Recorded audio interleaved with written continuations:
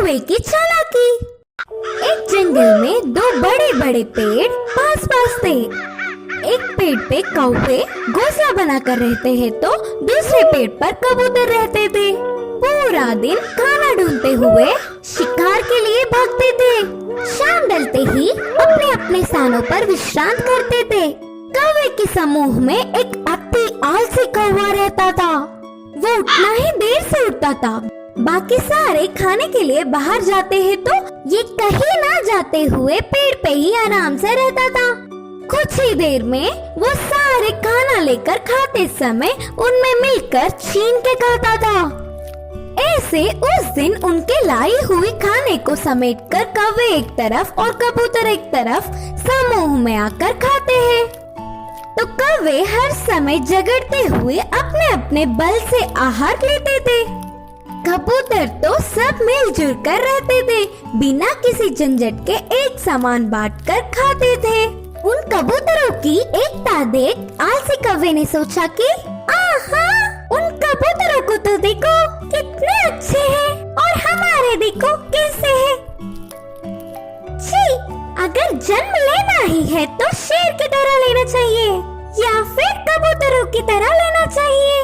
बोलकर बहुत ही उदास हुआ। कुछ देर सोच में पड़ गया और चालाकी से एक चाल चली। कपड़ों को रंग डालने वाले के घर जाकर सफेद रंग में डूब के उठा। उसके बाद अपने आप को शीशे में देखकर उछलने लगा। देखने के लिए कितना सुंदर हूँ, कोई भी मुझे कबूतर ही सोचेगा और कबूतरों के साथ अच्छे से गा सकूंगा। उड़ते हुए जाकर कबूतरों के समूह में मिल गया। धीरे से अच्छे से खा रहा था। खाने के लिए झगड़ा कर रहे कौवे को देख नफरत करने लगा। ऐसे कुछ दिन बाद उस आलसी कौवा बिना कष्ट किए आराम से रहने लगा। एक दिन भूख से बहुत खा गया। गले में खाना अटकने से पानी के लिए रोक नहीं पाया और तुरंत बोल के जोर से चिल्लाने लगा। इससे कौवे की पोल खुल गई और क्या, सारे कबूतर मिलके कौवे को चोट से मारते हुए भगा दिया।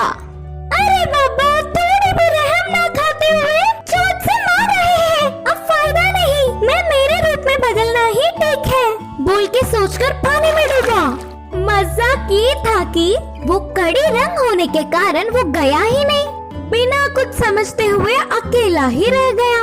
अब देख देख के भूख ना सह पाते हुए आखिर में कौवे के खाना खाकर उनके समूह के पास चिल्लाते हुए आया। वो कोई अजनबी पक्षी है समझकर सारे कौवे एक होकर उसे भगा दिया। उस आलसी कौवे की चाल विफल होकर उसके लोग भी आने नहीं देने से आखिर में अकेला रह गया।